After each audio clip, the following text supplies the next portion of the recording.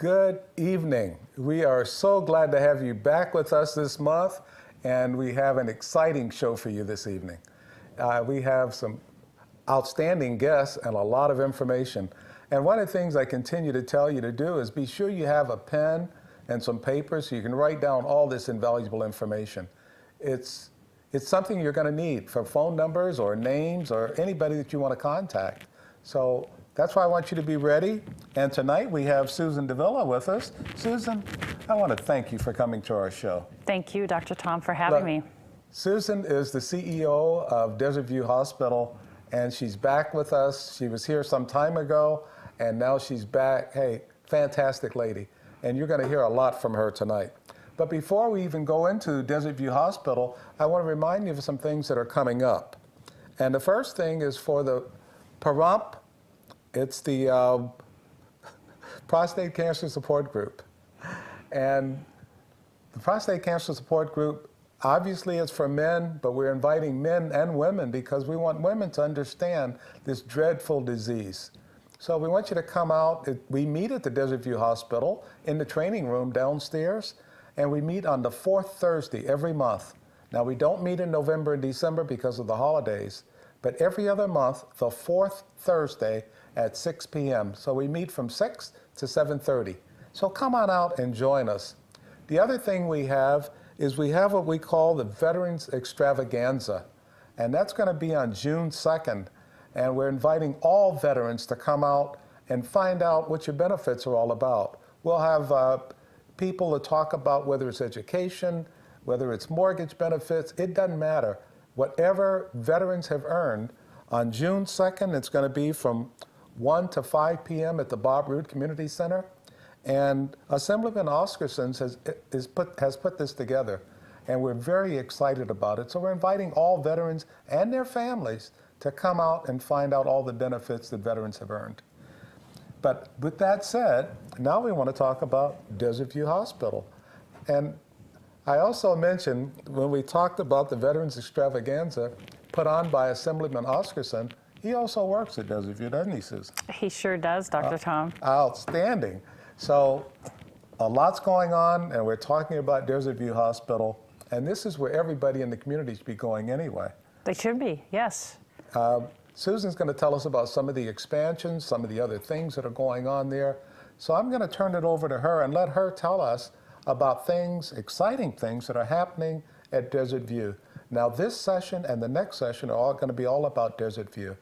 We'll talk about sessions 3 and 4 later. Thank you. First of all, I just want to say thank you, the town of Pahrump and the community of Nye, for welcoming me back. As most of you know, I was here for 6 years. Yes. And then I had the opportunity to go up north. Okay. And kind of expand my horizons, and I was blessed to be able to come back to this wonderful community. We're glad to have you back. And thank you. I'm so glad to be back, Tom. I mean, it's just, they've welcomed me with open arms, and I love our hospital and I love our community. So thank you again, community, because again, without you, we can't have a successful hospital either in town. So thank you. So as most of you know, in August, the middle of August, Universal Health Services purchased Desert View Hospital. Okay. And what does that mean for the town of Pahrump? Let's talk about that. First of all, you know, the old owners did a wonderful job, but it was time to move on and actually put some money into the hospital. So with UHS backing us, we have the opportunity to bring in some new equipment. In fact, it was really exciting for our respiratory therapy department the other day. We ordered 4 new pieces of equipment. Oh, great. First time really in 10 years of that type of equipment. So very exciting.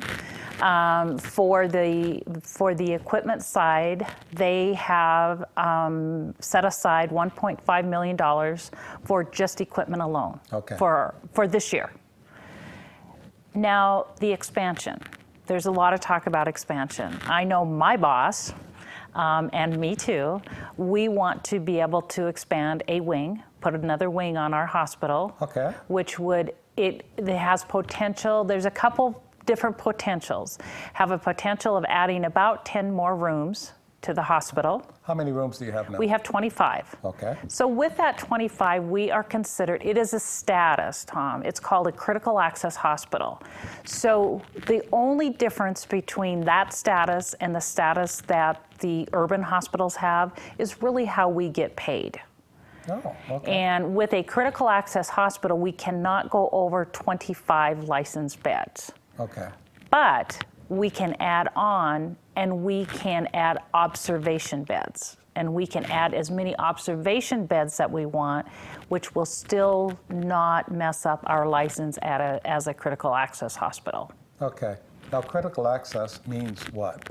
It's a status for rural hospitals, and again, all it does, it gets us a different reimbursement than the urban settings. Okay. So it's a very complicated equation, what we have to do, but that's really the bottom line is how we get paid.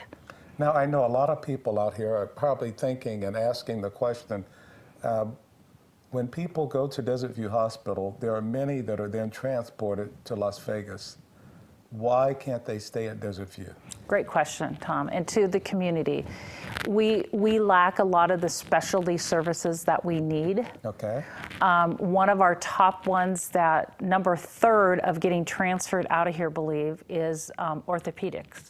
Oh. And we are working very, very closely, actually, with an active person at Nellis Air Force Base, which is an orthopedist. Okay. And we're very close at getting that taken care of, so he will be able to come and provide those types of services at our hospital 2 days a week. Oh, beautiful. So it's in progress. So then people would not have to be transported. Correct. Oh, great. Okay. Correct. Yeah, so that's one of the specialties that we want to bring in.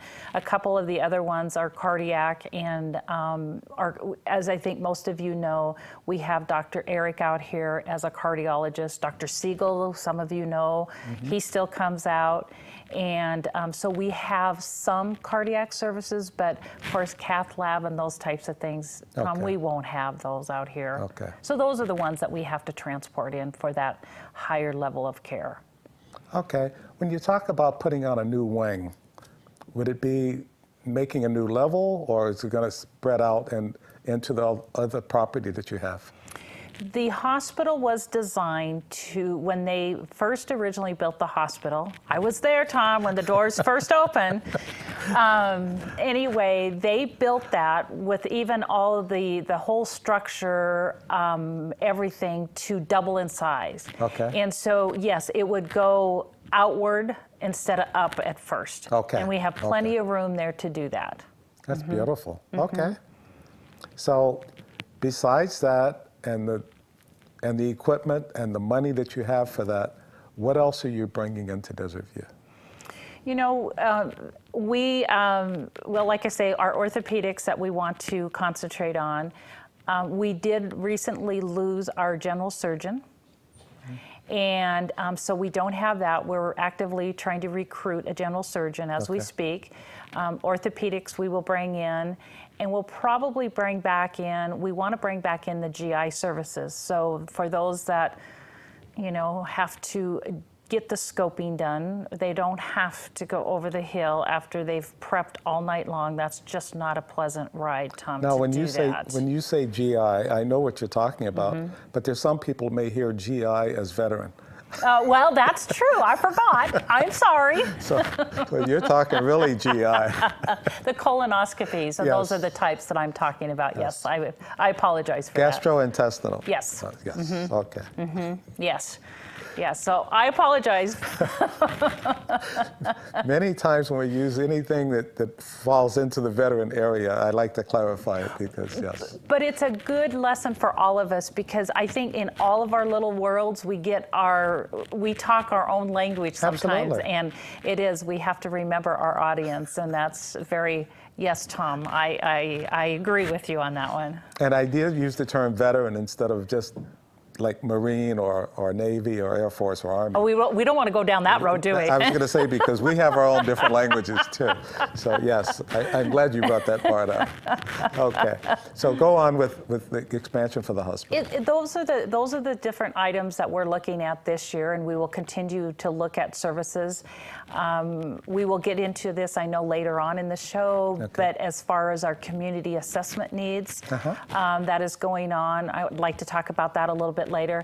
But those are the things that we need, and we want to hear from our community and say, what do you perceive that we need to have what type of services that we could provide our community? Okay. Now, a big question. I know on Facebook and some other, you're talking about communication among the community.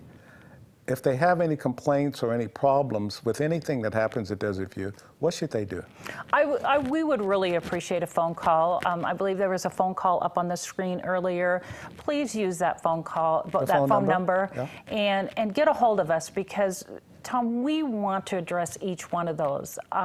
We don't want anybody to get, if they feel they get bad service, the quality of care that we deliver to us is very, very important. And we want to make sure that we give that great quality care to each person that comes into our facility. So again, community, if you have complaints, please call the number and we will address each one of your concerns. The biggest thing that everybody needs to remember is they can't fix it if they don't know about it. You're 100% correct, Tom, because I always say that even within our building, if there's something going on and you know about it, bring it to our attention, because otherwise there is no way that we can fix it. And we want to make this a place that people want to come. The hospital is so important to our own community, and we want to deliver, good quality care. We have great staff, we have great physicians, so it's important to us to address each one of those. Okay, as we wind down on this first session, I'm looking at all the things that we need to do. I want you to remember the phone number. Write that phone number down, because if you have any questions or any comments that you want to get to Susan, you need to at least give her a heads up, give her a call, let her know, look, this is a situation that I have, or if you want to say something positive, she'd like to hear those too. Now stay with us and we'll be right back for our next session.